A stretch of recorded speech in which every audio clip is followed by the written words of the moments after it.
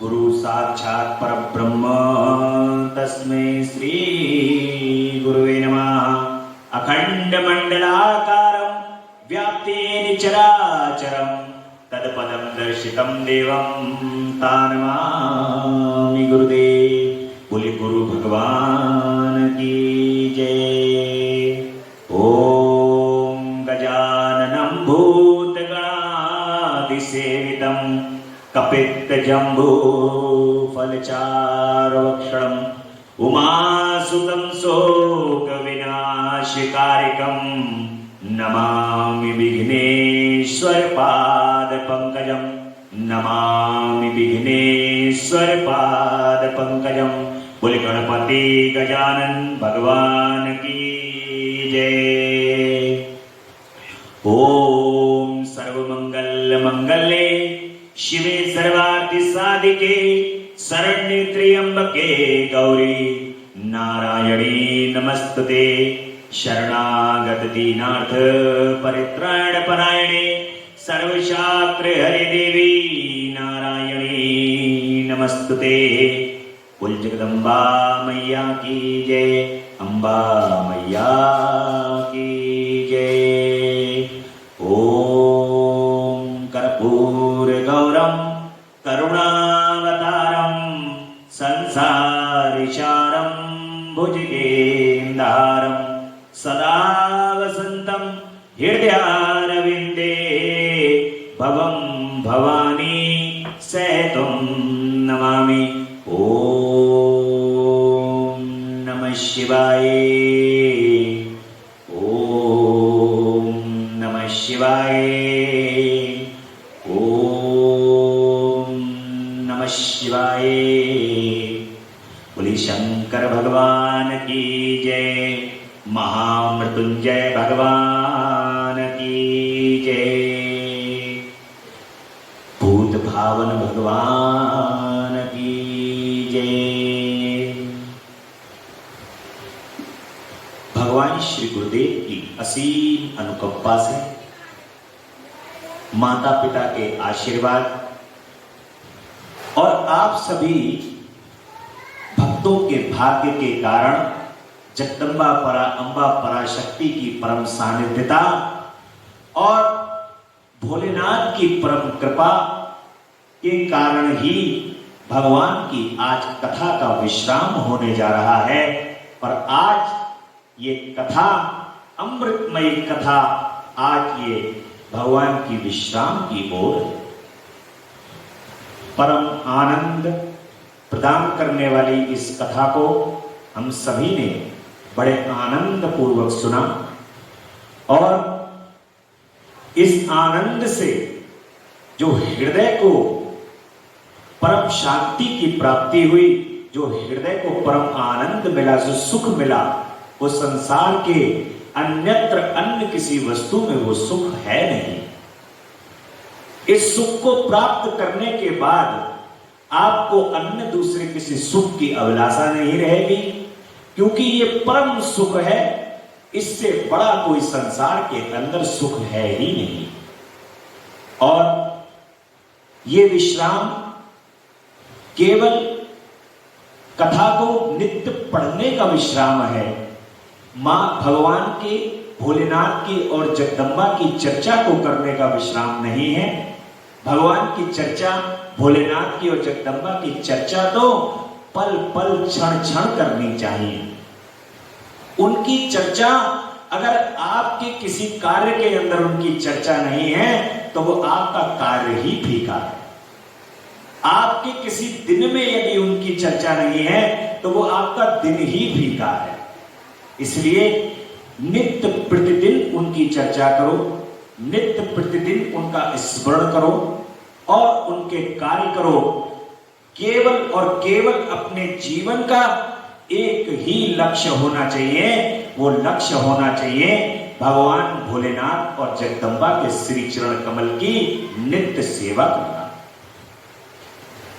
जो संसार में तुम चाहते हो वो संसार में सब कुछ तुम्हें उनकी नित्य सेवा करने से स्वतः ही प्राप्त हो जाएगा। स्वतः ही आपको ऐसा लगेगा कि पूरा संसार अपने आप चल रहा है, सब कुछ अपने आप हो रहा है, हम तो किसी कार्य को कर ही नहीं रहे हैं, जो कुछ कार्य हो रहा है सब उनकी इच्छा से ही हो रहा है। और उनकी इच्छा, आप जब उनके श्री चरण कमल की सेवा करोगे नित्य प्रतिदिन, तो उनकी कृपा आप पर दसों दिशाओं से स्वतः ही बरसने लगे। ये त्रिकाल सत्य है, इसमें जरा सी भी कोई बात मिथ्या नहीं है। और भगवान की सेवा केवल ऐसे ही नहीं की जाती कि बस केवल आप मंदिर के अंदर भगवान के लिए आपने कर्तव्य निभाया, एक लोटा जल और 2 बेलपत्री चढ़ाने का और तिलक कर करके धूप दीप दिखा के मंदिर से बाहर आ गए। उनकी सेवा उनकी मानसिक होती है। जो उनको परम आनंद प्राप्त होता है वो आप जो मन में सोच रहे हैं उनके लिए, उससे भी परम उनको सुख प्राप्त हो रहा है। आपने अपने हृदय के अंदर ये अभिलाषा रखी कि प्रभु आप मुझे पूरे श्रावण मास में कथा सुनाओ, भगवान कितने दयालु हैं, कितने कृपालु हैं। आपकी अभिलाषा को पूर्ण किया भोलेनाथ ने और जगदम्बा ने, आपकी अभिलाषा को पूर्ण किया। क्यों? उन्होंने तुरंत कहा कि आपके मन में आनंद लेने की अगर अभिलाषा है तो लो आनंद और सुनो कथा। बहुत सहजता से कृपा की। आप यदि कहीं पर भी किसी भी प्रकार से किसी कार्य के अंदर अगर होते तो वो कार्य करने के कारण आप ये आनंद नहीं ले पाते, लेकिन उन्होंने क्या किया, आपको कार्य में भी लगा रखा है, कार्य भी सौंपा है और अपना जो बखान सुनने का, अपनी कथा सुनने का, अपने से प्रेम करने का जो समय है वो भी तुम्हें भरपूर प्रदान किया। ऐसा नहीं है कि उन्होंने अपने लिए समय तुम्हें प्रदान नहीं किया है, अपने लिए भी उन्होंने समय दिया है और समस्त संसार का कार्य करने के लिए भी उन्होंने समय प्रदान किया। यही उनकी परम कृपा है, इसको सोचना है गंभीरता से कि यही उनकी परम कृपा है और वो ही कृपा कर रहे हैं, तभी तुम्हें सुनने का सौभाग्य प्राप्त हो रहा है। इस संसार के अंदर व्यक्ति सुबह से लेकर के शाम तक बस केवल और केवल संसार के कार्यों में और इसकी भलाई उसकी बुराई करने में पूरा जीवन व्यतीत कर देता है। भगवत नाम को लेने में, भगवत नाम की जो कृपा है उसको लेने से वो वंचित रह जाता है। और धीरे धीरे धीरे धीरे करके एक दिन ऐसा आता है कि जब काल सामने खड़ा होता है और वो कहता है कि अभी तक का जो समय दिया था उसमें तुम चेते नहीं, अभी ये तुम्हें 2-4 घंटे देके मैं क्या कर लूंगा, इसलिए चलो फटाफट। इसलिए उस समय को कोई भी इस संसार के अंदर हर प्राणी के लिए है कि सारे ही प्राणी अपने समय को व्यर्थ ना करें, अपने समय को व्यर्थ ना करके भगवत नाम के अंदर लग जाएं, भगवान के नाम को स्मरण करें। बस आपको सभी विघ्नों से, बाधाओं से और आपकी स्वयं जो सच्चिदानंद अंदर बैठे हुए हैं इनका मिलन कराना है उन निर्गुण भगवान भोलेनाथ से। ये सच्चिदानंद अंदर के इंतजार कर रहे हैं, ये कह रहे हैं कि तुम अपने आप जाग जाओ और मेरा मिलन करा दो उनसे। ये जगदम्बा पार्वती भगवान शिव का इंतजार कर रही हैं, इनको तप के द्वारा, जप के द्वारा, भक्ति के द्वारा, ज्ञान के द्वारा भगवान शिव से मुलाकात करवाएं। ये हमारा परम कर्तव्य है और ये कर्तव्य हम इस पृथ्वी लोक पर आकर के भूल जाते हैं। इस पृथ्वी पर नाना प्रकार के देवी देवता राक्षस आकर के तपस्या करके चले जाते हैं, हम लोगों को पता नहीं चलता। हिमालय की जो ऊंची पहाड़ियां हैं जहां पर केवल तीर्थ स्थान बने हुए हैं वहीं तक मनुष्य की पहुंच है, उसके अलावा कुछ दिव्य स्थान इस पृथ्वी के ऊपर हैं जहां पर कोई नहीं पहुंच सकता। वहां देवता राक्षस गंधर्व आकर के तपस्या करते हैं और मनुष्य यदि यहां पर भगवान की भक्ति को प्राप्त कर लेता है और देवतुल्य हो जाता है तब वो शरीर जाकर के भी वहां भगवान के और उन देवताओं के दर्शन कर सकता है। लेकिन उसके हिसाब से मनुष्य को अपना शरीर और अपनी तपस्या भगवान के लिए अपना समर्पण करना पड़ेगा। जब तक वो समर्पण नहीं होगा तब तक आप उस स्थान पर नहीं पहुंच सकते। परंतु वो ये तो हो गया शरीर के द्वारा तप करके हम वहां पहुंचे। अब आप मन के द्वारा तप करें। मन से तप, मन का जो तप है वो सबसे बड़ा तप है, क्योंकि मन को तपा के ही मन भगवान में रम सकता है। जब तक मन को नहीं तपाओगे तब तक ये रमेगा नहीं, क्योंकि अगर मन एकाग्र नहीं है तो आप अगर कितने अच्छे भी स्थान के ऊपर चले जाओ तो वहां लगेगा ही नहीं। लगाने की कोशिश करोगे और ये भागेगा इधर उधर। और इसकी आदत है, ये जो मन नाम की इंद्रिय है इसकी आदत है, ये सबसे पहले भागती है इधर उधर। जो माया है वो माया इस मन को ले जाकर के सबसे पहले वही बैठा देगी जिस चीज की तुम्हें आवश्यकता है, उस आवश्यकता पे ही ले जाके जोड़ देगी। भगवान यदि सामने होंगे तो तुम्हें आवश्यकता दिखाई देगी कि मेरी आवश्यकता क्या है। इसलिए अपने मन को परम शुद्ध और परम सत्य सच्चिदानंद भगवान के चरणों में समर्पित करते हुए अपने हृदय को, अपने इस जीवन को साकार करने का यही सही समय है। आप लोगों ने बहुत प्रेम से और बहुत आनंद से भगवान की कथा को बैठ करके सुना है। भगवान इतने आनंदित हैं, इतने कृपालु हैं, जितने धैर्य से इस कथा को सुना गया है वो भी बहुत धैर्यवान है, उतनी ही कृपा बरसाने वाले हैं। 28 दिन तक उन्होंने बस केवल ये देखा है कि कौन धैर्य से मुझे सुन सकता है, कौन धैर्य से मेरे पास बैठ करके मुझे समय दे सकता है। बस यही वो परीक्षा ले रहे थे। कल्याण तो वो तुम्हारा तो उससे पहले ही कर चुके हैं। कल्याण करने के लिए तो उन्हें समय बिल्कुल लगता ही नहीं है, परंतु प्रभु तो ये देखते हैं कि आपका मन क्या है, मन देखते हैं। आज कल की कथा में हम सुन रहे थे, उपमन्यु की कथा सुन रहे थे। उपमन्यु ने गरीब अवस्था होने के कारण उनकी माता उनको दूध नहीं दे पाई हैं और वो दूध की जिद कर रहे हैं, भगवान शिव से दूध मांग ले रहे हैं जाकर के। और भगवान शिव ने उनके दूध के बदले में संपूर्ण सृष्टि प्रदान कर दी है, अपना भगवान ने अपनी सन्निकटता प्रदान कर दी है। अब ये उपमन्यु भगवान के सारे उपदेश पूरी दुनिया, पूरे संसार के अंदर भगवान श्री कृष्ण तक को उपमन्यु ने उपदेश प्रदान किया। ऐसा बना दिया है भगवान शिव ने उपमन्यु को। और लेने क्या गए थे? दूध भगवान से, कि भगवान मुझे दूध प्रदान कर दे। आज की में कथा में वायवीय संहिता का उत्तरखंड है और कथा का विश्राम है। और चक्र के परिभ्रमण में, जो समस्त संसार चक्र के परिभ्रमण में कारण रूप है तथा गौरी के युगल उरोजों में लगे हुए हैं, हुए केसर से जिनका पक्ष स्थल अंकित है, उन भगवान उमा वल्लभ शिव को हम नमस्कार करते हैं। उपमन्यु को भगवान शंकर के कृपा प्रसाद के प्राप्त होने का प्रसंग सुना करके मध्याह्न काल में नित्य नियम के उद्देश्य से वायुदेव कथा को बंद करके उठ गए। तब नैमिषारण्य निवासी अन्य ऋषि भी अब अमुक बात पूछनी है ऐसा निश्चय करके उठे और प्रतिदिन की भांति अपना तात्कालिक नित्य कर्म पूरा करके भगवान वायुदेव को आया देखकर फिर उनके पास बैठ गए।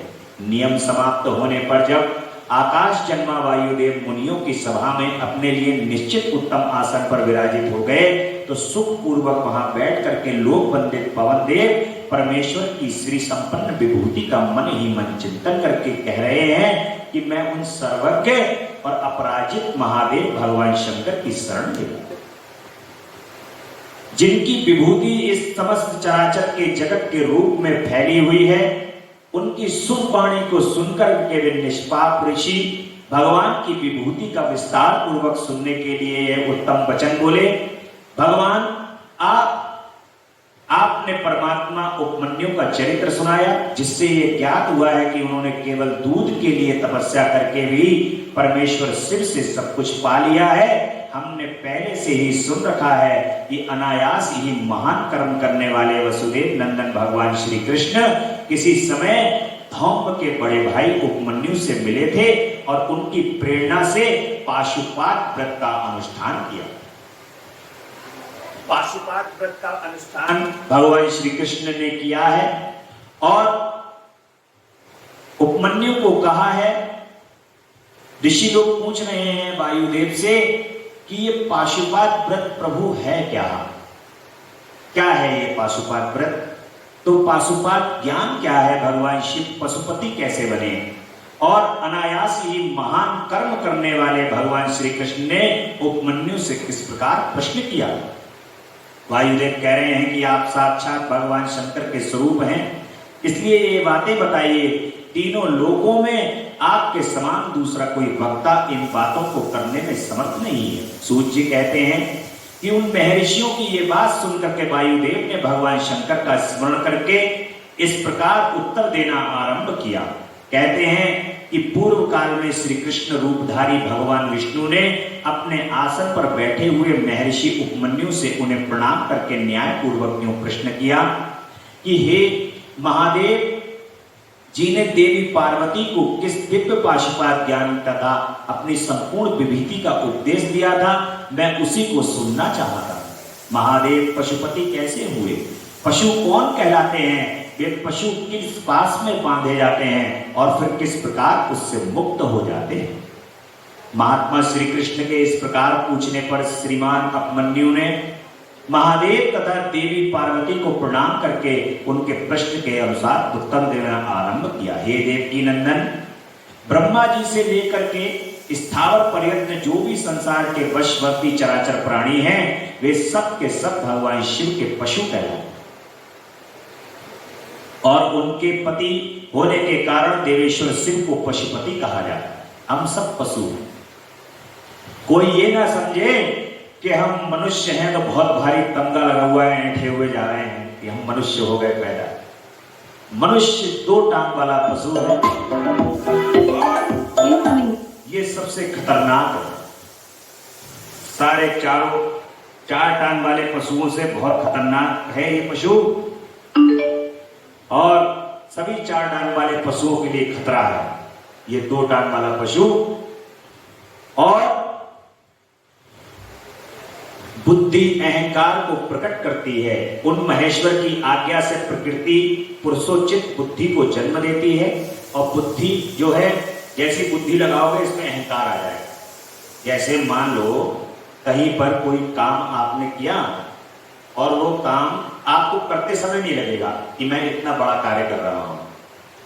जब वो कार्य तुम कर लोगे, वो कार्य संपन्न हो जाएगा, तब पीछे से कहने वाले आएंगे बहुत बड़ा काम कर दिया भाई, ये तो आपने ऐसा कमाल कर दिया साहब कि ये तो कोई कर ही नहीं सकता था जो आपने काम कर दिया। तब बुद्धि ने सोचा यार कर तो दिया, और इस बुद्धि ने मैं हूं, जो कुछ हूं वो मैं हूं, और बुद्धि ने आपको तुरंत बुद्धि नाम की जो इंद्री है वो सक्रिय हो गई और आपको उस बुद्धि ने अहंकार की उत्पत्ति करा दी।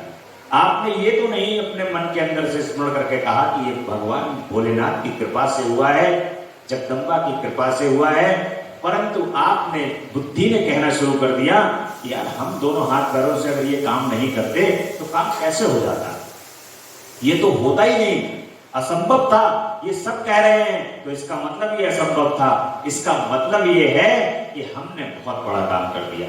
अब अहंकार की उत्पत्ति हो गई और कल्याणदायी देवादिदेव शिव की आज्ञा से 11 इंद्रियों और 5 तन्मात्राओं को उत्पन्न करना।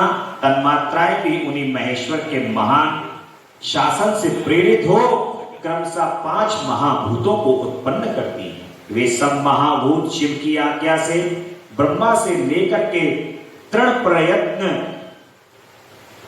देहधारियों के लिए देह की सृष्टि करते हैं। बुद्धि कर्तव्य का निश्चय करती है और अहंकार अभिमान करती है।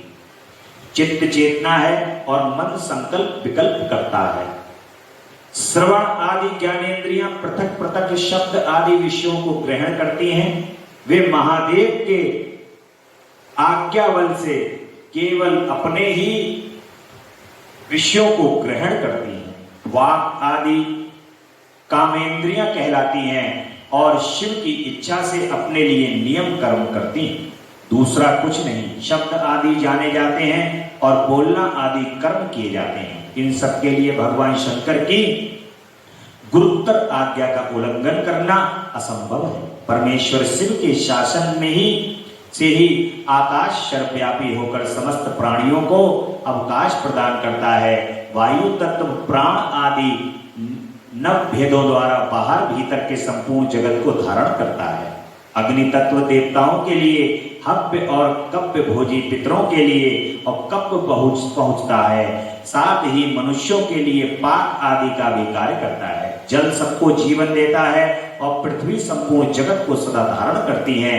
शिव की आज्ञा संपूर्ण देवताओं के लिए अलंघनीय है। उसी से प्रेरित होकर देवराज इंद्र देवताओं का पालन, दैत्यों का दमन और तीनों लोकों का संरक्षण करते हैं। वरुण देव सदा जल तत्व के पालन और संरक्षण का कार्य संभालते हैं। साथ ही दंडनीय प्राणियों को अपने पाशों द्वारा बांध लेते हैं। धन के स्वामी यक्षराज कुबेर प्राणियों को उनके पुण्य के अनुरूप सदा धन देते हैं और उत्तम बुद्धि वाले पुरुषों को संपत्ति के साथ साथ ज्ञान भी प्रदान करते हैं। ईश्वर असाधु पुरुषों का निग्रह करते हैं तथा शेष शिव की ही आज्ञा से अपने मस्तक पर पृथ्वी को धारण करते हैं। उन शेष को श्री हरि की तामसी रौद्र मूर्ति कहा गया है, जो जगत का प्रलय करने वाली है। ब्रह्मा जी शिव की ही आज्ञा से संपूर्ण जगत की सृष्टि करते हैं तथा अपनी अन्य मूर्तियों द्वारा पालन और संहार का कार्य करते हैं। भगवान विष्णु अभी अपनी त्रिविध मूर्तियों द्वारा विश्व का पालन, सर्जन और संहार करते हैं और विश्वात्मा भगवान हर भी 3 रूपों में विभक्त होकर के संपूर्ण जगत का संहार, सृष्टि और रक्षा करते हैं। काल सबको उत्पन्न करता है, वही प्रजा की सृष्टि करता है तथा वही विश्व का पालन करता है और वही महाकाल की आज्ञा से प्रेरित होकर के ही करता है। भगवान सूर्य उन्हीं को आज्ञा से अपने 3 अंशों द्वारा जगत का पालन करते हैं। अपनी किरणों द्वारा सृष्टि के लिए आदेश देते हैं और स्वयं ही आकाश में मेघ बनकर बरसते हैं और चंद्रभूषण शिव का शासन मानकर ही चंद्रमा औषधियों का पोषण और प्राणियों को आहादित करते हैं। साथ ही देवताओं को अपनी अमृतमयी कलाओं का पान करने देते हैं। आदित्य, वसु, रुद्र, अश्विनी कुमार, मरुदगण, आकाशचारी, ऋषि, सिद्ध, नागगण, मनुष्य, मृग, पशु, पक्षी, कीट आदि स्थावर प्राणी, नदियां, समुद्र, पर्वत, वन, सरोवर, अंगों सहित वेद शास्त्र, मंत्र, वैदिक स्तोत्र और यज्ञ आदि कालाग्नि से लेकर के शिव पर्यंत भुवन उनके अधिपति, असंख्य ब्रह्मांड उनके आवरण, वर्तमान, भूत और भविष्य, दिशा विदिशाएं, कला आदि काल के भिन्न भेद, जो कुछ भी इस जगत में देखा और सुना है वह सब भगवान शंकर की आज्ञा के चलने से ही टिका हुआ है। ये जो सब चराचर जगत देख रहे हो, जब तक भोलेनाथ ने आज्ञा कर रखी है तब तक ये टिका हुआ है। जिस दिन भोलेनाथ ने आज्ञा बंद कर दी उस दिन साहब, जैसे केदारनाथ की घटना आप सबने देखी है, 2013 में भयंकर प्रलय आई वहां पर और भगवान की इच्छा थी कि श्री केदारेश्वर नाथ मंदिर जहां वो साक्षात विराजित हैं वहां कुछ ना हो, तो भगवान ने उसको एक पीछे बड़े से पत्थर के द्वारा उसकी रक्षा की है और बाकी सारा हिस्सा उन्होंने प्रलय, जो कि अल्प प्रलय, सूक्ष्म प्रलय जिसे बोलते हैं, वो उस सूक्ष्म प्रलय का पूरे में नजारा उत्पन्न हो गया। तो ये सब कुछ जो होता है भगवान के इच्छा से ही होता है। भगवान शिव की ब्रह्मा पंचमूर्तियों, ईशान मूर्ति, ब्रह्म मूर्ति तथा पृथ्वी एवं सर्व आदि अष्टमूर्तियां हैं। इन सभी को भगवान शिव धारण करते हैं और शिव और शिवा की जो विभूतियां हैं वो आप वर्णन सुन चुके हैं। भगवान शिव और माता पार्वती ये दोनों एक ही हैं और एक हो जाते हैं, एक में समाहित हो जाते हैं। जो भगवान शिव हैं वही माता पार्वती हैं। कभी जीवन में इनको एक दूसरे से भिन्न नहीं समझना चाहिए। माँ की सेवा करोगे तो भगवान शिव प्रसन्न होते हैं और भगवान शिव की यदि सेवा करोगे तो जगदम्बा प्रसन्न बहुत जल्दी हो जाती है। परमेश्वर शिव के यथार्थ स्वरूप का विवेचन और उनकी शरण में जाने से जीवन के कल्याण का कथन। भगवान का जो यथार्थ स्वरूप है वो सगुण और निर्गुण रूप के अंदर हमें देखने को मिलता है। सगुण रूप में जब हम उनके दर्शन करते हैं, चंद्रमौली भगवान भोलेनाथ बड़ा ही कर्पूर गौरम करुणावतारम संसार सारम भुजगेन्द्रहारम सदा वसंतम हृदयारविंदे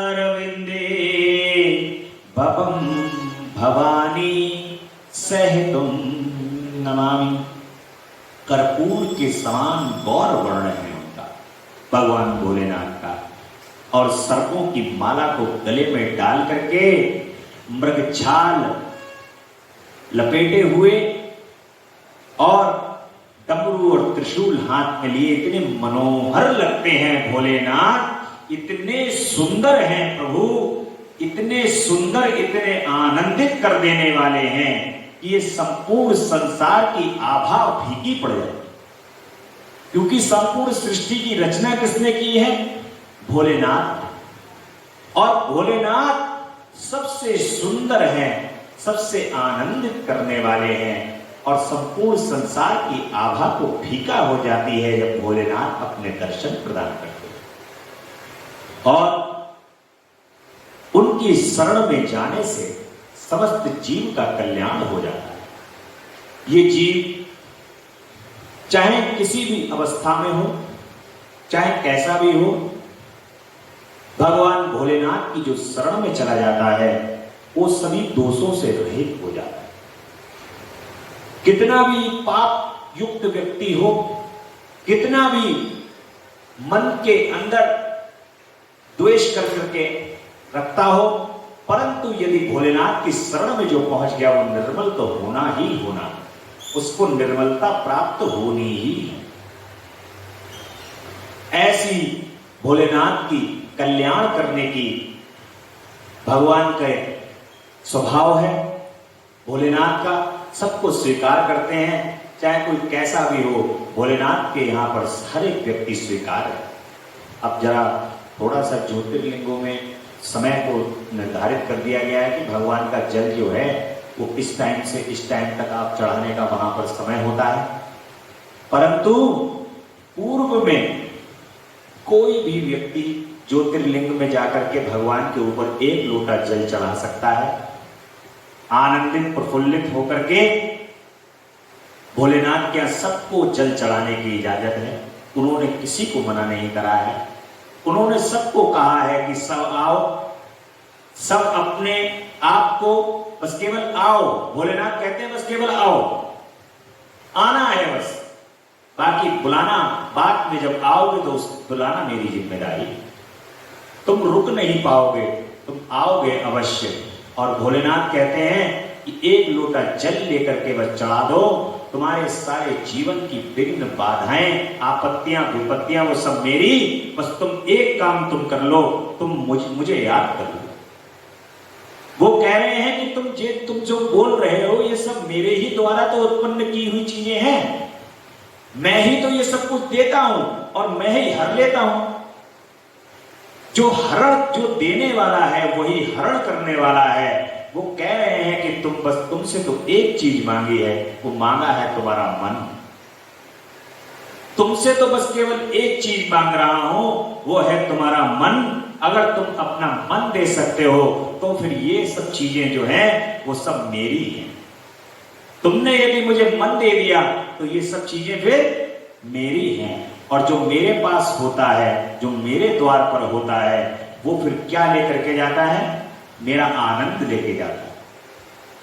फिर वो तो भगवान भोलेनाथ का आनंद लेकर के जाएगा। और जो भोलेनाथ का आनंद एक बार ले गया, उसको फिर कहीं पूरे पृथ्वी पर और कोई आनंद नजर आएगा नहीं। जिसने भोलेनाथ का आनंद धारण कर लिया, वो फिर और आनंद उसके आगे सब फीके। और यही उनके जीव को कल्याण करने का भोलेनाथ का कथन है। इसी कथन से ही सब जीवों का कल्याण हो जाता है। बस बात समझने की, कौन सी बात कब किसके समझ में आ जाए ये कहा नहीं जा सकता। मनुष्य की एक प्रवृत्ति है। कुछ मनुष्य कुछ ठोकर खाने के बाद समझते हैं और कुछ मनुष्य किसी बात से समझ जाते हैं, कुछ मनुष्य कुछ काल के अंतराल के बाद समझ जाते हैं और कुछ मनुष्य जन्म से ही समझे हुए होते हैं। लेकिन शर्त यह है, बीज भक्ति का अवश्य होना चाहिए। भक्ति का यदि बीज है और भक्ति यदि है हृदय के अंदर, तो ये भक्ति आपके हृदय से बच नहीं सकती, आपके प्रभु बच नहीं सकती। जैसे ही प्रभु के दर्शन की खाद पानी आपके हृदय में जाएगा, भक्ति प्रकट हो जाएगी। जैसे सत्य है ऐसी ही भक्ति सत्य है। जब भक्त होगा ना भगवान का भक्त, उनसे उनका जो प्रेमी होगा वो रुक नहीं पाएगा अपने भगवान को देख करके, भले चाहे उसने जीवन में कभी पूजा की है या नहीं की है, लेकिन उसका पूर्व काल का जो प्रारब्ध काल का समय है वो प्रारब्ध से प्रकट हो जाएगा। भगवान वहां से प्रकट कर देंगे और प्रकट होकर के भगवान भोलेनाथ के श्री चरण कमल में वो सेवा करने लगे। ऐसा समय हो जाएगा, समय बिल्कुल ही वहीं से भक्ति स्टार्ट हो जाएगी जहां से पूर्व जन्म में उसने छोड़ी होगी। कभी भक्ति वहीं से प्रारंभ होती है। भगवान की भक्ति कभी नष्ट नहीं होती, शरीर के जाने के बाद भी भक्ति वहीं के वहीं रहती है। तभी तो ये भक्ति उनके द्वार पे ले जाती है। ये जो अंदर सच्चिदानंद बैठे हुए हैं, ये जो ग्रहण कर लेते हैं, वो सब कुछ ग्रहण करके और फिर से वहां पर लेकर के भोलेनाथ के द्वार पे लेके जाते हैं। भोलेनाथ फिर तुम्हें आज्ञा करेंगे, फिर कहेंगे कि जाओ अब इस लीला के अंदर भाग लो और तुम रहो वहां पर जाकर के पूजन बंदन तुम मेरा ही करो, मेरी ही पूजा करो, मेरी ही चर्चा करो, तो आपको वो सौभाग्य प्राप्त होगा। परमेश्वर की शक्ति का ऋषियों द्वारा साक्षात्कार और शिव के प्रसाद से प्राणियों की मुक्ति हो जाती है। भगवान शिव की सेवा भक्ति तथा 5 प्रकार के शिव धर्म का वर्णन है। भगवान शिव की भक्ति और उनके प्रसाद से प्राणियों की मुक्ति हो जाती है। केवल प्रसाद ग्रहण कर लो भगवान का, तभी मुक्ति, और उनकी सेवा कर लो अगर तो 4 चांद लग गए। भगवान की सेवा, शिव ज्ञान और शिव की उपासनाओं से देवताओं को उनका दर्शन, भगवान शिव के ज्ञान से, और जैसा जो जो आपको पुराण के माध्यम से वर्णन किया जा रहा है, उस वर्णन के अंदर जो ज्ञान आपको प्राप्त हुआ है, उस ज्ञान से देवताओं को भगवान शिव के दर्शन हो चुके हैं। वो ज्ञान सूत जी ने सभी को प्रदान किया है। उसी ज्ञान से सबसे अपने पूजन, भगवान की भक्ति, भगवान की सेवा की है। उससे वो चंद्रमौली भगवान प्रकट होकर के दर्शन प्रदान कर चुके हैं, अनन्य भक्तों का कल्याण कर चुके हैं। ये शिव पुराण के माध्यम से अरबों करोड़ों अरबों खरबों भक्तों का कल्याण हो चुका है। ऐसे ये परम कल्याणकारी भगवान शिव पुराण, ये भगवत स्वरूप है। वेद व्यास जी भी भगवत स्वरूप हैं। व्यास जी महाराज जिन्होंने ये ज्ञान हम तक इस पुराण के माध्यम से हम लोगों तक पहुंचाया है, जिसको प्राप्त करके हम सब धन्य हो रहे हैं, भगवान के श्री चरण कमल में अनुराग बढ़ा रहे हैं। भगवान शिव के अवतारों का आपने वर्णन सुना ही है। भगवान शिव के जो अवतार हुए हैं, बड़े आनंद करने वाले, प्रफुल्लित करने वाले, भगवान श्री हनुमंत जी महाराज का भी उसमें अवतार है। आपने वो नंदीश्वर का अवतार है, भगवान के किरात का अवतार है। नाना प्रकार के भगवान के अवतारों का आपने वर्णन सुना और उन वर्णनों को सुनकर के परम आनंद लिया। ये आनंद इस पृथ्वी के अलावा अन्यत्र और कहीं नहीं है। इस पृथ्वी के ऊपर ही ये आनंद है। और अब आती है वर्णाश्रम और नारी धर्म का वर्णन। भगवान शिव के भजन चिंतन एवं ज्ञान की महत्ता का प्रतिपादन किया गया है। सब कुछ आप पूरी कथा में सुनते आ रहे हैं पहले दिन से। देखिए, मुझे बहुत ज्यादा कुछ पता नहीं है जो कथा किस प्रकार करी जाती है, कैसे बोला जाता है, क्या करा जाता है, इन सबका ज्ञान नहीं है। मुझे तो जितना ज्ञान सुन करके मैंने अपने पिताजी से जो ज्ञान प्राप्त किया है, अपने गुरुजी से जो ज्ञान प्राप्त किया है, और संसार के अंदर सिद्ध संतों भक्तों के पास बैठ करके जो मैंने ज्ञान प्राप्त किया है, उसी ज्ञान से ही जो कुछ मेरे समझ में आया वो मैंने आप लोगों के सामने उसका वर्णन किया। मैंने कोई शास्त्र की कोई उपाधि डिग्री कोई प्राप्त नहीं की है, वेदों को अध्ययन नहीं किया है, बस अध्ययन कुछ नहीं किया है, बस सुना है। मैं तो सुनने वाला हूं, और जो सुना है उसका आनंद आप लोग भी लें, जो सुना है उससे आप भी आनंदित हो, और मैं दोबारा उस चीज को बोलूं तो मुझे फिर से आनंद आए। बस इसीलिए आपको ये कथा सुनाई जा रही है। जो मेरा आनंद है वो आनंद आप तक पहुंचे और मुझे फिर से आनंद मिले, इसीलिए ये कथा आप तक पहुंची है। आप लोग इस कथा को सुन रहे हैं, उसी आनंद को माध्यम बना के तो भगवान शिव का भजन चिंतन और ज्ञान इसकी महत्ता है। प्रभु भजन से प्रसन्न होते हैं भोलेनाथ, और चिंतन तो में तो वो सदैव अपने आप ही रहते हैं। और प्रभु उनका जब ज्ञान हो जाता है कि मेरे भोलेनाथ सर्वेश्वर हैं, मेरे भोलेनाथ ही सब कुछ हैं, फिर कुछ शेष नहीं रह जाता इस संसार में। फिर आप सब कुछ उनको ही देख करके कार्य करते हैं इस संसार में। अन्यत्र सारे ज्ञान आपको ऐसा लगेगा कि अब तो जो है वो कोई यहाँ पर चंद्रमा पर पहुंचाने का और मंगल पे पहुंचाने का भी यदि ज्ञान प्रदान कर दे तो वो भी फीका है। स्वर्ग की अभिलाषा खत्म हो जाती है। जो भगवान भोलेनाथ की श्री शरणागत में चला जाता है, उसके बाद वो कहता है कि अब हमें स्वर्ग नहीं चाहिए, क्योंकि स्वर्ग में तो भोग है। वहां जब भोगोगे तो अहंकार की उत्पत्ति हो जाएगी। स्वर्ग जब भोगोगे, जैसे इंद्र हैं स्वर्ग में, स्वयं इंद्र बैठे हैं, लेकिन अहंकार की उत्पत्ति हो जाती है उनके अंदर भी। तो ऐसे ही हमें वो भोगना नहीं है, हमें फिर पुनः यहां भोगने नहीं आना है, हमें तो अपने श्री प्रभु के चरणों में रहना है। और भगवान के जो पंचाक्षर मंत्र हैं, ओम नमः शिवाय, ओम नमः शिवाय, चाहे उठते हो, जगते हो, बैठे हो, चाहे मौन ही रहो, ओम नमः शिवाय, ओम नमः शिवाय, ओम नमः शिवाय ही कहो। इसलिए हर अवस्था में भगवान के ओम नमः शिवाय का जाप मन में करते रहो। काम चाहे संसार में कुछ भी करो, ओम नमः शिवाय, ओम नमः शिवाय, ओम नमः शिवाय की माला आपके मन के अंदर चलती रहे। जो ये मन के हैं ना, इसके अंदर सुमेरु पर्वत नहीं है। जो एक मन का माला जपते हो ना, तो वो सुमेरु आ जाते हैं ऊपर बंधे हुए, वो सुमेरु है। लेकिन मन की माला में सुमेरु नहीं है। वो लगातार जपते रहो, जपते रहो, जपते रहो, और जगते रहो, जगते रहो, जगते रहो।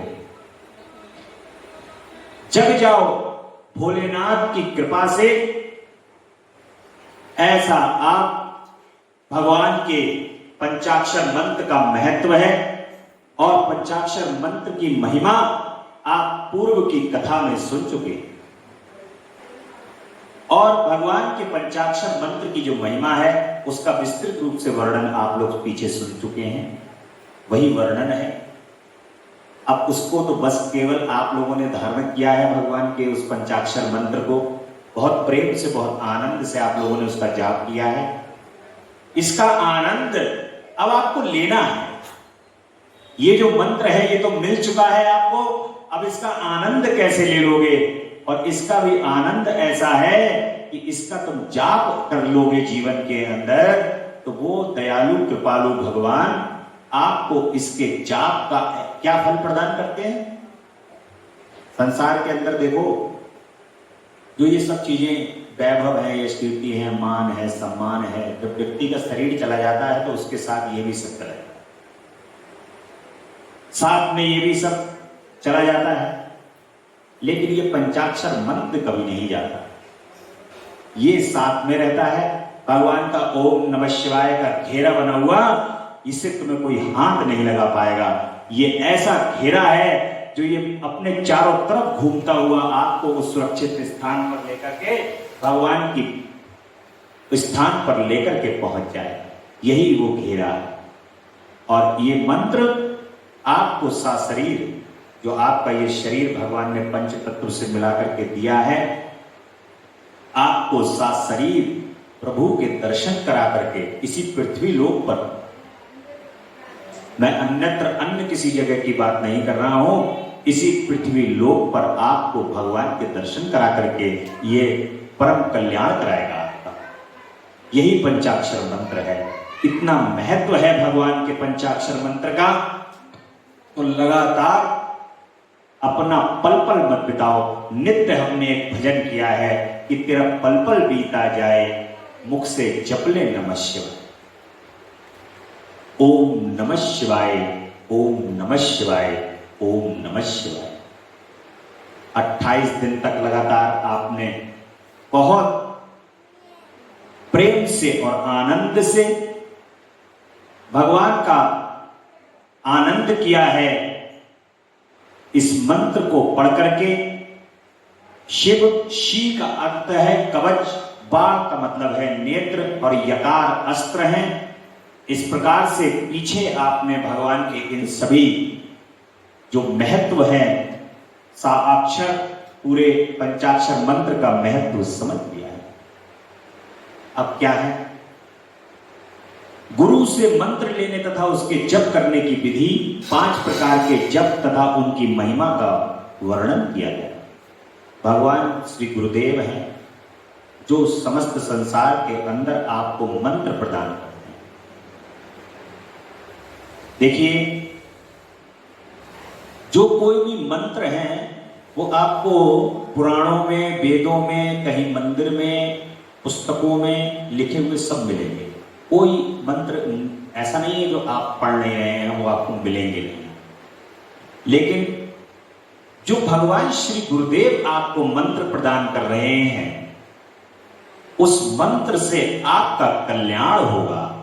भगवान गुरुदेव ने जो आपको मंत्र प्रदान किया है, वो मंत्र आपको भगवान की प्राप्ति मान लो ऐसे सहजता से करा देगा कि जैसे प्रभु इस इंतजार में बैठे थे कि जैसे कि तुम आओगे आपको गले से लगा देंगे। प्रयास नहीं करना पड़ेगा, और हो सकता है कि तुम वहीं आसपास घूम रहे हो और तुम्हें यही ना पता हो कि यही प्रभु है। तो भगवान गुरु ब्रह्मा गुरु विष्णु गुरुदेवो महेश्वरा, गुरु साक्षात परब्रह्म तस्मै श्री गुरुवे नमः। अखंड मंडलाकारं व्याप्ति येन चराचरं तत्पदं दर्शितं देवं तानमामि गुरुदेव। भगवान श्री गुरुदेव अखंड मंडल के अंदर व्याप्त है, समस्त संसार के अंदर गुरुदेव व्याप्त है, गुरु भगवान व्याप्त हैं। और गुरु भगवान कौन है? गुरु भगवान है हमारे भोलेनाथ। जितने भी गुरु का स्वरूप है वो सब भगवान शिव समझना चाहिए उन्हें, वो भगवान शिव का स्वरूप है। ये ले लो, ये भगवान शिव का स्वरूप है। और गुरु की कृपा के बगैर इस समस्त संसार में कुछ भी प्राप्त नहीं होता, प्राप्त नहीं है, प्राप्त नहीं है गुरु की कृपा के बगैर। श्री गुरुदेव परम कल्याण को देने वाले हैं। उनका श्री पंचाक्षर मंत्र, उनके द्वारा दिया हुआ जो गुरु मंत्र है, जो योगी लोग हैं वो योग से जब भगवान को प्राप्त करने की कोशिश करते हैं तो वहां पर पहुंच करके एक जगह ऐसी आती है जहां पर भगवान श्री गुरुदेव के बगैर कोई व्यक्ति वहां से आगे बढ़ नहीं सकता। क्योंकि नीचे के चक्रों में तुम रहोगे, जो नीचे वाले चक्र हैं उनमें जब तुम रहोगे और अपने आप को तुम सारे चीजें तुम्हें संसार की मिल जाएंगी, लेकिन प्रभु के दर्शन नहीं होंगे। और जब वहां से एक बंग नाल पड़ती है बीच में, बंग नाल में इतनी सक्रिय होती है, इतनी अंधेरी होती है कि प्राणी जब वहां पहुंचता है तो खो जाता है। और वहां पर गुरु मंत्र जो होता है, जिसको गुरु मंत्र हासिल होता है, गुरु मंत्र उस बंग नाल से पकड़ करके वहां पर उस व्यक्ति को उस नाल से निकाल करके आगे का रास्ता दिखा दे। अंधकार में फंस जाती है प्राणी जाकर के, उस अंधकार से निकाल करके प्रकाश की ओर भगवान श्री गुरुदेव ले जाते हैं। ऐसे भगवान श्री गुरुदेव, इसलिए भगवान श्री गुरुदेव का जीवन के अंदर स्मरण करते हुए, उनके मंत्र का जाप करते हुए ही कल्याण है। और ऐसे गुरुदेव को मन में धारण करके उनको परम, उनकी आज्ञा का पालन करते हुए, सद्गुण संपन्न रहते हुए, योग परायण होते हुए और ब्राह्मण गुरु की सेवा में उपस्थित होकर मन में शुद्ध भाव रखते हुए प्रयत्न पूर्वक उनको संतुष्ट करें। एक बात मैं यहां पर अवश्य कहना चाहूंगा, वो ये कि इस प्राण के माध्यम से समस्त संसार में ब्राह्मण ही योग्य हैं। जो ब्राह्मण वेदता है, वेद को पढ़ने वाले हैं, पुराणों को समझने वाले हैं, उन ब्राह्मणों से ही संसार के अंदर व्यक्ति को दीक्षा ग्रहण करनी चाहिए। इस संसार में अन्यत्र अन्य लोग भी दीक्षा को प्रदान कर रहे हैं, परंतु ये दीक्षा को प्रदान करने का, जो गुरु मंत्र देने का कार्य है, ये ब्राह्मणों का। और ब्राह्मणों का जो महत्व है वो अन्यत्र इस संसार के अंदर किसी से छुपा नहीं है। ब्राह्मण यदि वेद वेदता है, वेद को जानने वाले हैं, शास्त्रों को जानने वाले हैं और पुराणों को समझ रखने वाले हैं, उन ब्राह्मणों से यदि आप दीक्षा ग्रहण करोगे तो आपका जीवन में कल्याण संभव है। इसलिए यहां पर पुराण के माध्यम से कहा गया है कि ब्राह्मण गुरु की सेवा में उपस्थित हो और उनको मन, वाणी, शरीर और धन से आचार्य का पूजन करें। वह वैभव हो तो गुरु को भक्ति भाव से हाथी, घोड़े, रथ, रत्न, क्षेत्र और ग्रह आदि अर्पित करें। जो अपने लिए सिद्धि चाहता हो वह धन के दान में कृपणता कदापि ना करे। तदंतर सब सामग्रियों सहित अपने आप को गुरु की सेवा में अर्पित कर दे। गुरु का मतलब है अपने आप को समर्पित कर देना। अब गुरु जी ने कोई बात बोली तो बीच में टोक दिया, गुरु जी ये गलत है, क्योंकि गुरु भगवान श्री गुरुदेव आपको जो कह रहे हैं वो त्रिकाल सत्य है। अपने गुरु के ऊपर जिसको विश्वास नहीं है, जिसको अपने गुरुदेव पर अपने गुरुदेव पर जो विश्वास नहीं करता, वो उसको नरक में भी स्थान प्राप्त नहीं होता। जो अपने गुरु भगवान पर विश्वास नहीं करता उसको नरक में भी स्थान प्राप्त नहीं होता। इसलिए अपने गुरुदेव पर परम विश्वास करते हुए, उनकी वाणी पर विश्वास करते हुए सदैव शुद्ध आचरण और शुद्ध मन से उनकी सेवा करनी चाहिए। गुरु आप तभी बनाएं जब आपको समर्पण की भावना हो आपके। जब आप समर्पित होने की भावना रखते हो तभी आप अपने जीवन में गुरु को धारण करें। अगर समर्पण नहीं है तो गुरु को धारण करना आपके लिए पाप के समान होगा। इसलिए ये कहा गया है कि समर्पण, गुरु की विधिवत पूजा करके गुरु से मंत्र एवं ज्ञान का उपदेश क्रमशः ग्रहण करें एवं ज्ञान का उपदेश लेकर के संतुष्ट हुए गुरु अपने पूजक शिष्य को 1 वर्ष तक उनकी सेवा में रह चुके हों। गुरु की सेवा में जब तक आपने अपने गुरु की सेवा ना की हो, जैसे जाके ही नहीं पता लगा आजकल तो रिवाज है, देखा जा रहा है कि गए पहुंच गए गुरुजी दीक्षा चाहिए, गुरुजी भी बड़े आराम से बैठे हुए हैं दीक्षा लेने को, उन्होंने तुरंत कह दिया ये लो भैया दीक्षा पकड़ो, मंत्र पकड़ो और ये मंत्र है इसका जाप करा करो, आज से हम तुम्हारे गुरु तुम हमारे चेले। गुरु जब तक आपकी पूर्ण परीक्षा न ले ले, आप उनकी पूर्ण रूप से सेवा ना कर लें, आप भी गुरु को न परख लें जब तक कि ये गुरु होने के योग्य हैं अथवा नहीं है, और गुरु भी इस बात को समझ ले कि चेला मेरा ठीक है या नहीं है, तब तक गुरु भी दीक्षा ना प्रदान करे और चेला भी तब तक दीक्षा ना ले जब तक वो गुरु की परीक्षा ना कर ले कि ये गुरु जी मुझे सही मार्ग जो मुझे चाहिए वहां तक ले जाएंगे या नहीं ले। स्वामी विवेकानंद का प्रसंग आपने सुना था। जब स्वामी विवेकानंद बाबा रामकृष्ण परमहंस के पास पहुंचते हैं तो योग के द्वारा भगवत प्राप्ति की चेष्टा करते हैं, परंतु करते करते करते करते वर्षों वर्ष बीत गए। भगवान गुरुदेव के रूप में बाबा रामकृष्ण परमहंस उनसे कहते हैं कि जब तक तुम आश्रम में आकर के सेवा नहीं करोगे, आश्रम में आकर के जब तक तुम सीखोगे नहीं, तब तक भी मैं तुम्हें ये ज्ञान देने वाला नहीं हूं। जबकि बाबा रामकृष्ण, जबकि स्वामी विवेकानंद परम योगी थे, परम योग को धारण करते थे, परंतु उनकी योग में बस केवल वही था कि गुरुदेव की जब तक आज्ञा नहीं होगी तब तक भगवत प्राप्ति नहीं होगी। और एक दिन यही हुआ, सेवा करते करते करते करते नदी के तट पर स्वामी विवेकानंद बैठे हैं और बाबा पीछे से आकर के उनके सर पर हाथ रख के कहते हैं कि विवेक क्या हुआ? और स्वामी विवेकानंद कहते हैं कि प्रभु मुझे कुछ दिखाई नहीं देता है, मेरा ध्यान में मन नहीं लगता, बस केवल सेवा ही सेवा करे चला जा रहा हूं, उसके अलावा और कुछ प्राप्त हो ही नहीं रहा।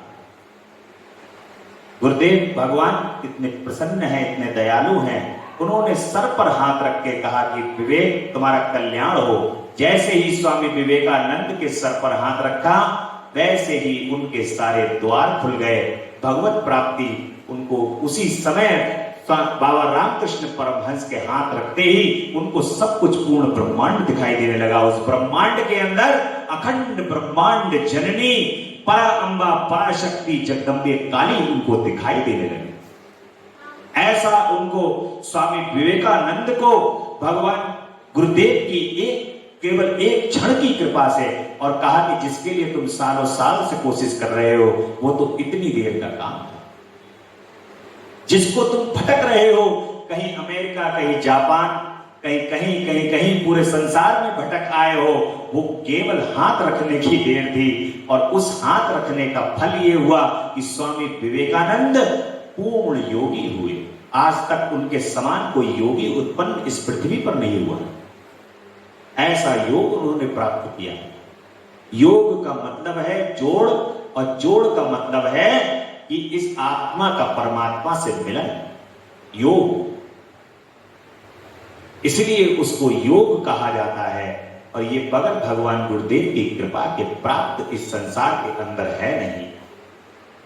भगवान गुरुदेव पूर्ण रूप से जब अपने शिष्य की परीक्षा कर लेते हैं तभी उसके बाद उसको दीक्षा प्रदान करते हैं।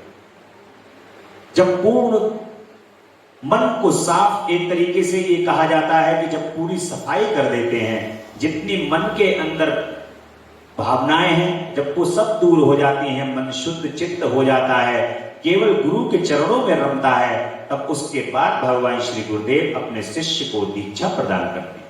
त्रिविध दीक्षा का निरूपण, शक्तिपात, आवश्यकता और उसके लक्षणों का वर्णन किया गया है।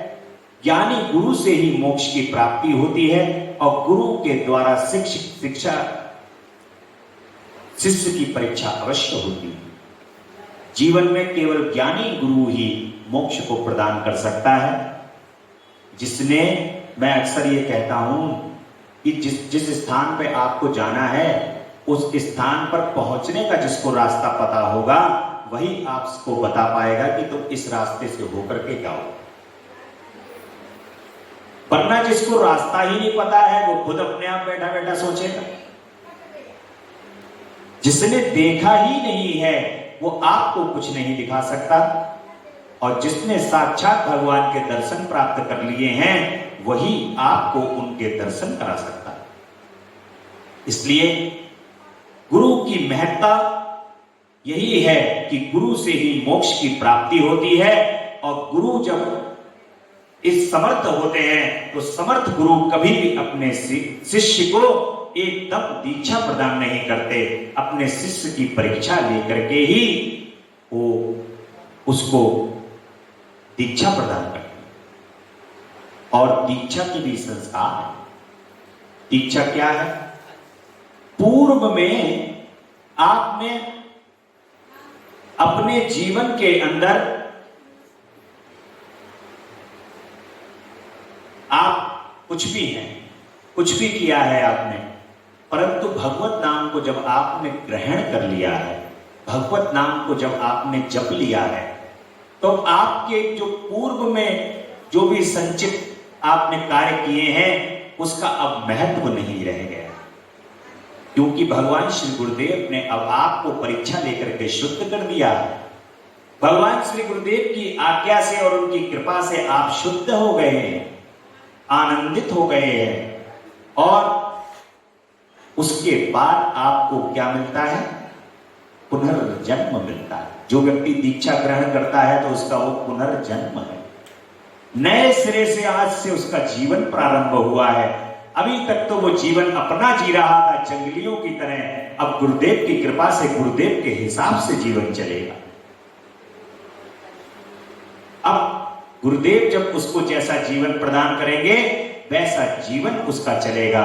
उनकी आज्ञा से भगवत प्राप्ति होगी, और भगवान की जब प्राप्ति हो जाएगी तभी इस जीवन का सही महत्व व्यक्ति को सही महत्व समझ में आता।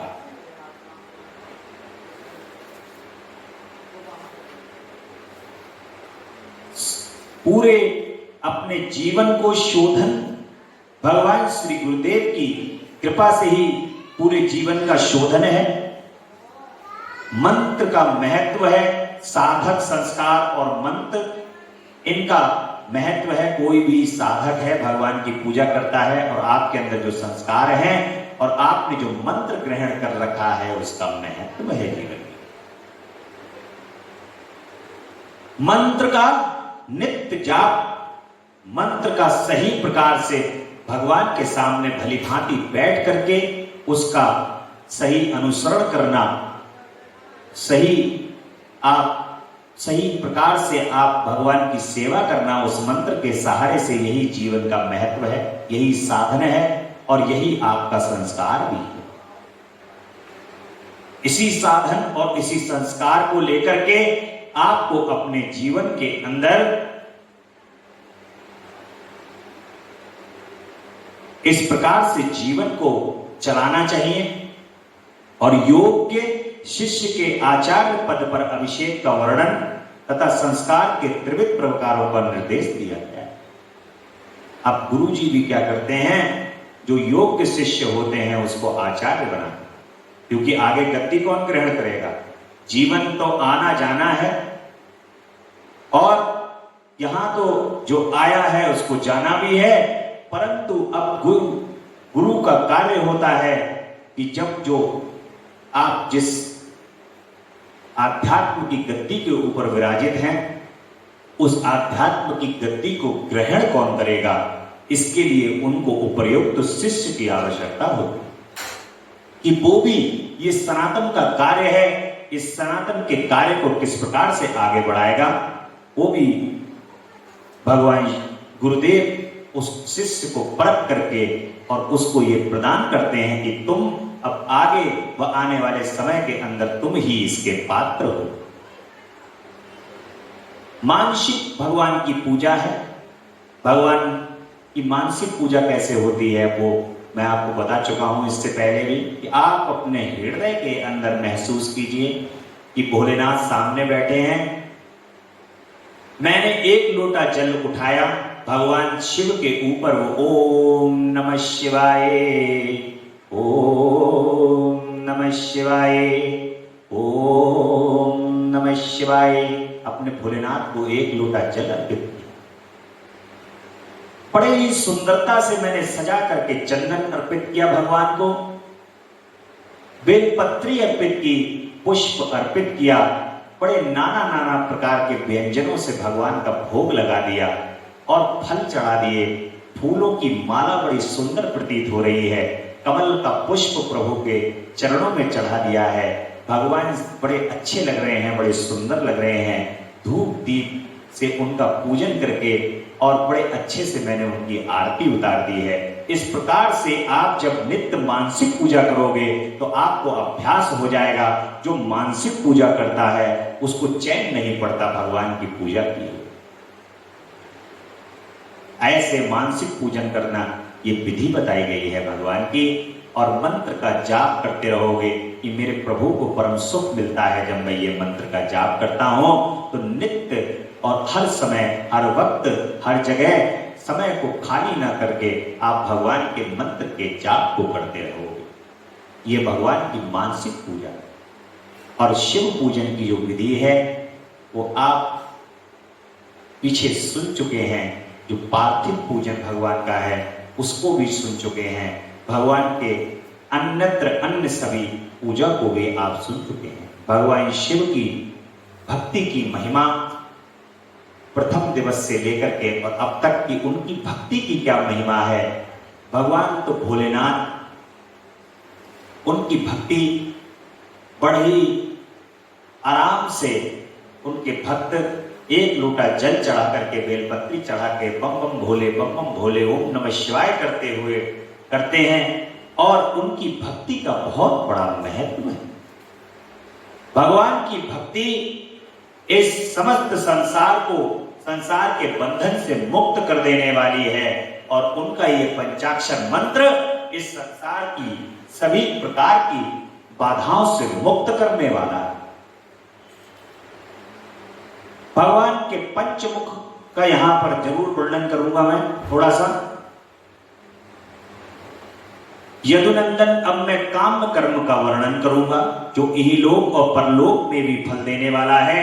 शैवों तथा महेश्वरों को क्रमशः भीतर और बाहर इसे करना चाहिए। जैसे शिव और महेश्वर यहाँ अत्यंत भेद नहीं है, इसी प्रकार शैवों और महेश्वरों में भी अधिक भेद नहीं। जो मनुष्य शिव के आश्रित रहकर ज्ञान यज्ञ में तत्पर होते हैं वे शैव कहलाते हैं। और जो शिवाश्रित भक्त भूतल पर कर्म यज्ञ में संलग्न रहते हैं वे महान ईश्वर का भजन यजन करने के कारण माहेश्वर कहे गए। इसलिए ज्ञान योगी शैवों के भीतर भगवान द्वारा कर्म का अनुष्ठान करना चाहिए और कर्म परायण महेश्वर को बाहर चिन्हित द्रव्यों और उपकरणों द्वारा उसका संपादन करना चाहिए।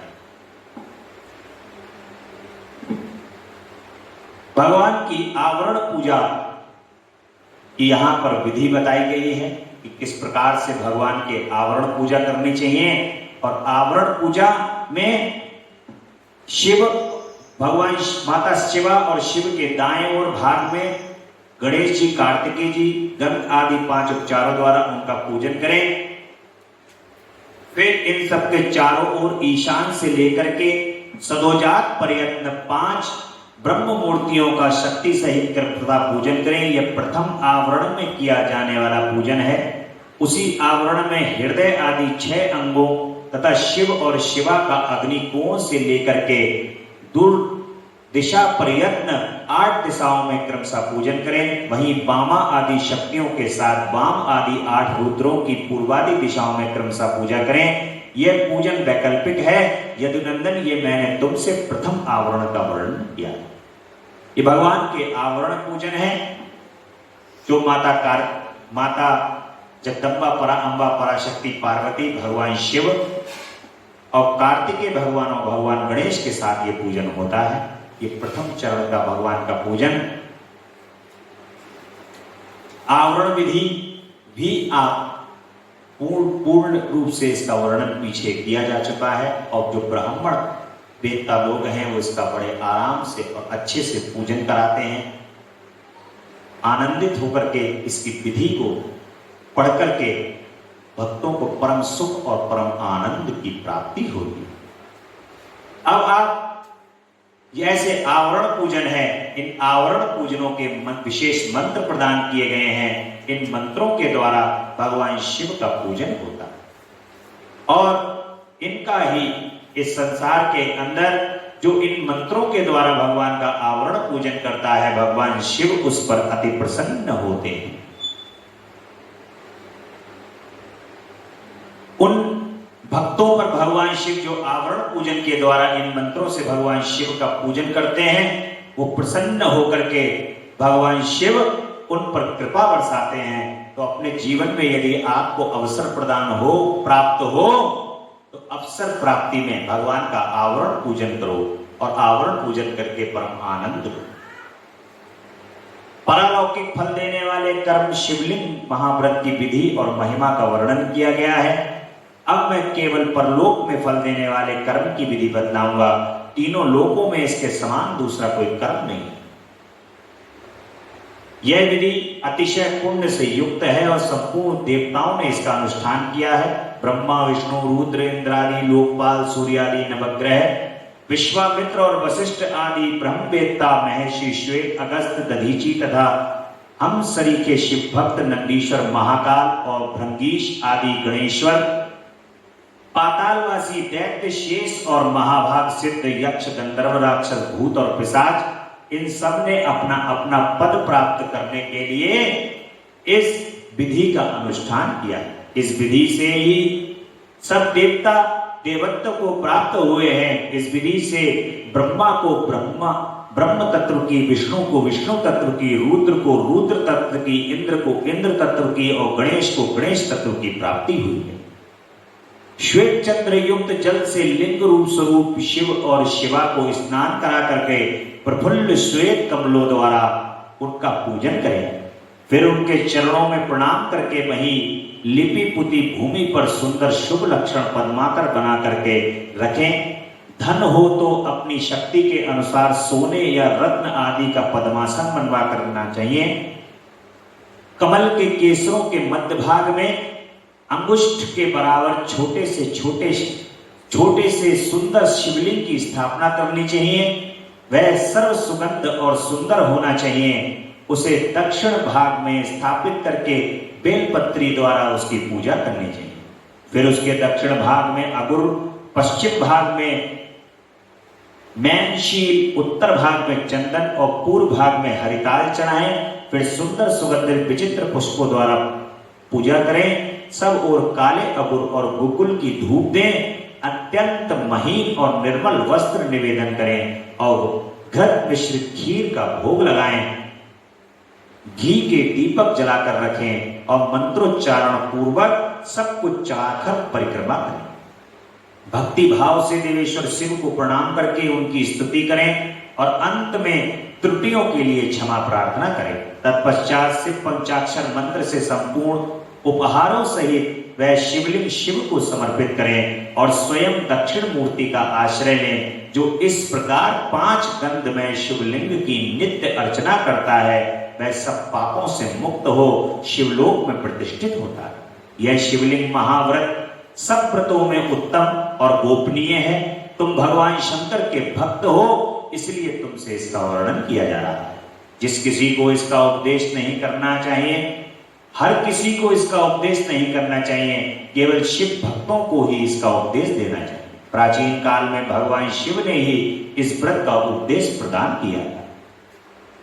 इस प्रकार से भगवान शिव का ये गुप्त शिव पूजन, जो 5 भगवान शिव के शिवलिंग हैं, कमल के पुष्प के ऊपर सफेद कमल हो और सफेद कमल के बीच में जो केसर युक्त वाला भाग जो उठा हुआ होता है, वहां पर शिवलिंग को, पार्थिव शिवलिंग को बना करके 5 शिवलिंग स्थापित करो और 5 शिवलिंग का भगवान का थोड़ा सा जल चढ़ा करके और चंदन लगा करके, अक्षत चढ़ा करके और नैवेद्य दे करके, पुष्प चढ़ा करके, पुष्पमाला दे करके भगवान का बहुत प्रेम से नैवेद्य और फल फूल इत्यादि से पूजन करना चाहिए।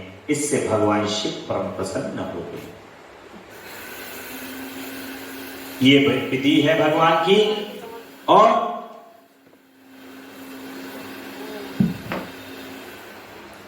योग धर्म, ध्यान धर्म, ये सब भक्ति के प्रकार हैं। ये वायुदेव जो हैं सभी भक्तों को वहां पर बता रहे हैं कि योग के द्वारा, ध्यान के द्वारा किस प्रकार से भगवान को प्राप्त किया जाता है। ऐसा जो है वो वायुदेव समस्त देवताओं को वहां पर उपदेश प्रदान कर रहे हैं।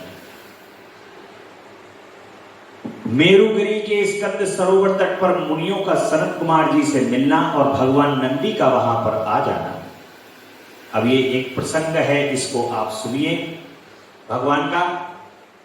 इस प्रसंग के अंतर्गत सूत जी कहते हैं कि वहां मेरु पर्वत पर सागर के समान एक विशाल सरोवर है, अमृत के समान स्वादिष्ट, शीतल, स्वच्छ, अगाध और हल्का है। वह सरोवर सब ओर से स्फटिक मणि के शिलाखंडों द्वारा संगठित हुआ है। उसके चारों ओर सभी ऋतुओं के खिलने वाले फूलों से भरे हुए हैं। वृक्ष उसे आच्छादित किए रहते हैं। उस सरोवर में सेवार, उत्पल कमल और कुमुद के पुष्प तारों के समान शोभा पाते हैं और तरंगे बादलों के समान उठती हैं, जिससे जान पड़ता है कि आकाश ही भूमि पर उतर आया है। वहां सुखपूर्वक उतरने चढ़ने के लिए सुंदर घाट और सीढ़ियां हैं। वहां की भूमि नीली शिलाओं से आबद्ध है। आठों दिशाओं की ओर से वह सरोवर बड़ी शोभा पाता है। वहां बहुत से लोग नहाने के लिए उतरते हैं और कितने ही नहाकर निकलते रहते हैं। स्नान करके श्वेत यज्ञोपवीत और उज्जवल कौपीन धारण किए, बक्कल पहने, सिर पर जटा अथवा शिखा रखाए, यह मूड़ मुड़ाए, ललाट में त्रिपुंड लगाए, वैराग्य से विमल एवं मुस्कुराते मुख वाले बहुत से मुनिवर घड़ों से कमलिनी के पत्तों के दोनों में, सुंदर कलशों में, कमंडलों में तथा वैसे ही कारकों आदि में अपने लिए, दूसरे के लिए, विशेषता देव पूजा के लिए वहां से नित्य जल और फूल ले जाते हैं। वहां इष्ट और शिष्ट पुरुष जल में स्नान करते देखे जाते हैं। उस सरोवर के किनारे की शिलाओं पर तिल, अक्षत, फूल और छोड़ते हुए पवित्र दृष्टि का गोचर होते हैं। वहां स्थान स्थान पर अनेक प्रकार की पुष्प बलि आदि दी जाती हैं। कुछ लोग सूर्य को अर्घ्य देते हैं और कुछ लोग वेदी पर बैठकर पूजा करते हैं। उस सरोवर के उत्तर तट पर एक कल्प वृक्ष नीचे हीरे की शिला से बनी हुई है। वेदी पर कोमल मृगचर्म बिछाकर सदा बाल रूपधारी सनत कुमार जी बैठे थे। वे अपनी अविचल समाधि से उसी समय उपरत हुए थे। उस समय बहुत से ऋषि मुनि उनकी सेवा में बैठे थे और योगेश्वर भी उनकी पूजा करते थे। नैमिषारण्य के मुनियों ने चरणों में मस्तक झुकाया और उनके आसपास बैठ गए। सनत कुमार जी के पूछने पर उन ऋषियों ने उनसे ज्यों ही अपने आगमन का कारण बताना आरंभ किया, त्यों ही आकाश में दुंदुभियों का तुमुल नाद सुनाई दिया। उसी समय सूर्य के समान तेजस्वी एवं विमान दृष्टिगोचर हुआ, जो असंख्य गणेश्वरों द्वारा चारों ओर से घिरा हुआ था। उनमें अप्सराएं, रुद्र कन्याएं भी थीं और वहां मृदंग, ढोल और बीड़ा की ध्वनि गूंज रही थी। उस विमान में विचित्र रत्न जड़ित चंदोबा तना था और मूर्तियों की लड़ियां उसकी शोभा बढ़ा रही थी। बहुत से मुनि, सिद्ध, गंधर्व, यक्ष, चारण और किन्नर नाचते गाते और बाजे बजाते हुए उस विमान को सब ओर से घेर कर चल रहे थे। उसमें वृषभ चिन्ह से युक्त और मूंगे के दंड से विभूषित ध्वजा पताका फहरा रही थी, जो उसके कोपुर के शोभा बढ़ाती है। उस विमान के मध्य भाग में दो चवरों के बीच में चंद्रमा के समान उज्जवल मणि में दंड वाले शुद्ध छत्र के नीचे दिव्य सिंहासन पर शिलाद पुत्र नंदी देवी स्वयसा के साथ वहां पर बैठे हुए। नंदी की पत्नी आपने सुना है, स्वयसा नाम है उनका, पूर्व में सुन चुके हैं आप। और उनके साथ सिंहासन पर बैठे हैं। वे अपनी कांति से शरीर से तथा तीनों नेत्रों से बड़ी शोभा पा रहे हैं। भगवान शंकर को आवश्यक कार्यों की सूचना देने वाले वे नंदी मानो जगत सृष्टा शिव के अलंघनीय आदेश का मूर्तिमान स्वरूप होकर वहां आए, अथवा उनके रूप में मानो साक्षात संपूर्ण अनुग्रह की सकारात्मक रूप धारण करते। नंदी जी के जो कान में कहने की प्रथा है, अपना मनोरथ उसका मतलब आप समझते होंगे कि भगवान शिव के पास कोई संदेश अगर आपको पहुंचाना है तो नंदी जी के कान में आपको कहना पड़ेगा। डायरेक्ट भगवान शिव से कहोगे तो भगवान शिव सुनने में विलंब कर सकते हैं, लेकिन नंदी जी के कान में यदि कह दिया और नंदी जी ने रिपोर्ट वहां पर कर दिया तो वो काम फिर रुकने वाला नहीं है। इसलिए नंदीश्वर जी के कान में कहने का महत्व है। भगवान शंकर को आवश्यक कार्यों की सूचना देने वाले हैं भगवान नंदीश्वर। उनके रूप में मानो साक्षात संपूर्ण शंभू का दर्शन हो रहा है और शोभाशाली श्रेष्ठ त्रिशूल ही उनका आयुध है। वे विश्वेश्वर गणों के अध्यक्ष हैं और दूसरे विश्वनाथ की भांति शक्तिशाली हैं। उनमें विश्व सृष्टा विधाताओं का भी निग्रह और अनुग्रह करने की शक्ति है। उनके 4 भुजाएं हैं, अंग अंग में से उदारता सूचित होती है। वे चंद्रलेखा से विभूषित हैं, कंठ में नाग और मस्तक पर चंद्रमा उनके अलंकार हैं। वे साकार ऐश्वर्य और सक्रिय सामर्थ्य के स्वरूप से जान पड़ते हैं। उन्हें देख करके ऋषियों सहित ब्रह्मा पुत्र सनत कुमार का मुख प्रसन्नता से खिल उठा। वे दोनों हाथ जोड़कर उठे और उन्हें आत्मसमर्पण सा करते हुए खड़े हो गए। इतने ही में वह विमान धरती पर आ गया और सनत कुमार ने देव नंदी को साष्टांग प्रणाम करके उनकी स्तुति की और मुनियों का परिचय देते हुए कहा कि ये 6 कुलों में उत्पन्न ऋषि हैं जो नैमिषारण्य में दीर्घ काल से सत्र का अनुष्ठान करते थे। ब्रह्मा जी के आदेश से आपका दर्शन करने के लिए ये लोग पहले से ही यहाँ आए हुए हैं। हे ब्रह्मा पुत्र सनत कुमार का यह कथन सुनकर नंदी ने दृष्टिपात मात्र से उन सब के पाशों को तत्काल काट डाला और ईश्वरीय शैव धर्म एवं ज्ञान योग का उपदेश देकर वे फिर महादेव के पास चले गए। सनत कुमार ने ये समस्त ज्ञान साक्षात और गुरु व्यास को दिया और पूजनीय व्यास जी ने मुझे संक्षेप में ये सब कुछ बताया। त्रिपुरारी शिव के इस पुराण रत्न का उपदेश वेद के ना जानने वाले लोगों को नहीं देना चाहिए। जो भक्त और शिष्य ना हो उनको तथा नास्तिकों को भी इसका उपदेश नहीं करना चाहिए।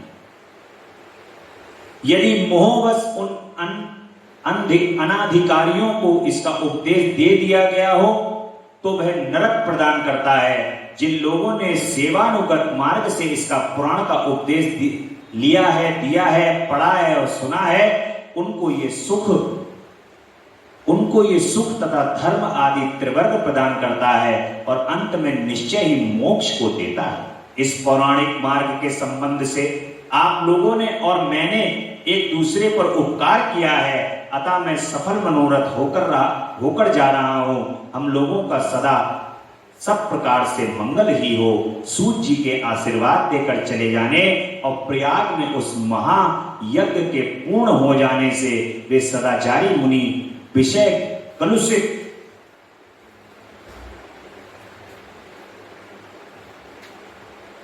कलिकाल के आने से काशी के आसपास निवास करने लगे।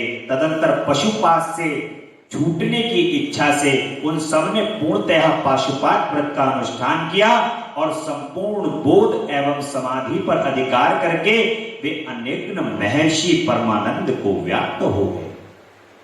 इस प्रकार से भगवान की एक कथा जो आपने सुनी है 28 दिन तक इसी प्रकार से नैमिषारण्य में ऋषियों को कथा सुनाई गई है सूत जी महाराज के द्वारा और उसका पारायण का समय आ गया है। अब वो कथा विश्राम की ओर है और व्यास जी क्या कह रहे हैं वो सुनिए।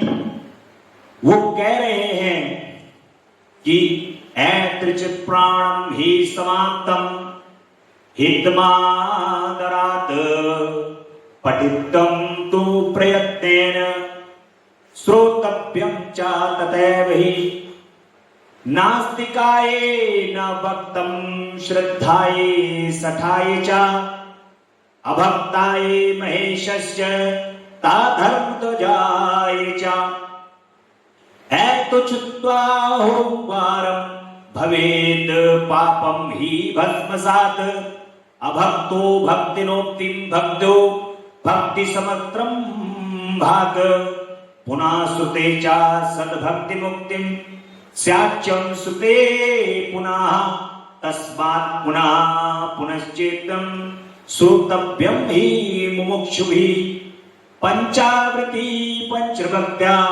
पुराणस्यत्तं सद्यया परं फलं समुद्दृश्यं तत्प्राणोति न संशया पुरातनाश्च राज्यानो विप्रावेशस्य सप्तमा सप्तक्रन्द स इस्तदा प्रत्यालब्ध शिवदर्शनम् श्रोश्च तदापि यश्चेदं मानवो भक्ति तत्परा इहं भुक्ताखिलान् भोगान्ते मुक्ति लभेश्च च एताक्ष पुराणं हि शिवाशं प्रियं परं भुक्ति मुक्ति प्रदं ब्रह्म सम्मितं भक्तिवर्धनम् ऐच्छित्त पुराणस्य भक्तुं श्रोतुश्च सर्वदा सगणा शसुता सांबा शाम करोति सा शंकरा। प्रयत्न से पढ़ना या सुनना चाहिए ये शिव पुराण, इसको धारण करो। ये शिव पुराण पूरा हुआ, इस हितकर पुराण को बड़े आदर एवं प्रयत्न से पढ़ना और सुनना चाहिए। नास्तिक श्रद्धाहीन शठ महेश्वर के प्रति भक्ति से रहित धर्म ध्वज की यानी पाखंडी को इसका उपदेश नहीं देना चाहिए। इसका एक बार श्रवण करने से ही सारा पाप भस्म हो जाता है। भक्ति भक्ति पाता है और भक्त भक्ति की समृद्धि का भागी होता है। दोबारा श्रवण करने पर उत्तम भक्ति और तीसरी बार सुनने पर मुक्ति सुलभ हो जाती है। इसलिए मुमुक्षु पुरुषों को बारंबार इसका श्रवण करना चाहिए। किसी भी उत्तम फल को पाने के लिए शुद्ध बुद्धि से इस पुराण की 5 आवृत्ति करनी चाहिए। ऐसा करने से मनुष्य उस फल को प्राप्त कर लेता है, इसमें कोई संशय नहीं। प्राचीन काल के राजाओं, ब्राह्मणों तथा श्रेष्ठ वैश्यों ने इसकी 7 आवृत्तियां करके शिव का साक्षात दर्शन प्राप्त किया। आप लोग 4 बार भगवान का ये शिव पुराण का पाठ कर चुके हैं। भगवान भोलेनाथ परम कृपा करें, 5वीं बार आपको ये पुराण सुनने का अगले वर्ष फिर से सौभाग्य प्राप्त हो और YouTube के माध्यम से जो हमारे श्रोता भगवान भोलेनाथ के भक्त इस कथा को सुन रहे हैं, उनको भी अगले वर्ष फिर पुनः भगवान की कथा को सुनने का सौभाग्य प्राप्त हो। भगवान कृपा करें, आनंदित करें, स्वस्थ रहें, निरोगी रहें, दीर्घायु को प्राप्त हो। ऐसी भगवान की एक कथा आपको अगले वर्ष भी सुनने को प्राप्त हो। और ये कहा गया है कि जो 7 बार इसकी आवृत्ति करता है वो साक्षात भगवान भोलेनाथ के उसको दर्शन प्राप्त हो जाए। और जो मनुष्य भक्ति परायण हो इसका श्रवण करेगा, वह भी इहलोक में संपूर्ण भोगों का उपभोग करके अंत में मोक्ष को प्राप्त करेगा। ये श्रेष्ठ शिव पुराण भगवान शिव को अत्यंत प्रिय है। ये वेद के तुल्य है और भोग और मोक्ष देने वाला है, भक्ति भाव को बढ़ाने वाला है। अपने प्रथम गुणों दोनों पुत्रों तथा देवी पार्वती के साथ भगवान शिव के इस पुराण के वक्ता और श्रोता का सदा कल्याण हो, ऐसी भगवान शिव का ये पुराण है। भगवान शिव का ये परम कल्याणकारी पुराण आपको परम भक्ति और परम उनकी सेवा को प्रदान करे। भगवान के श्री चरण कमल में यही प्रार्थना है कि प्रभु आप अपनी कृपा से हम सभी को ये परम सौभाग्य की आवृत्ति कराते रहो।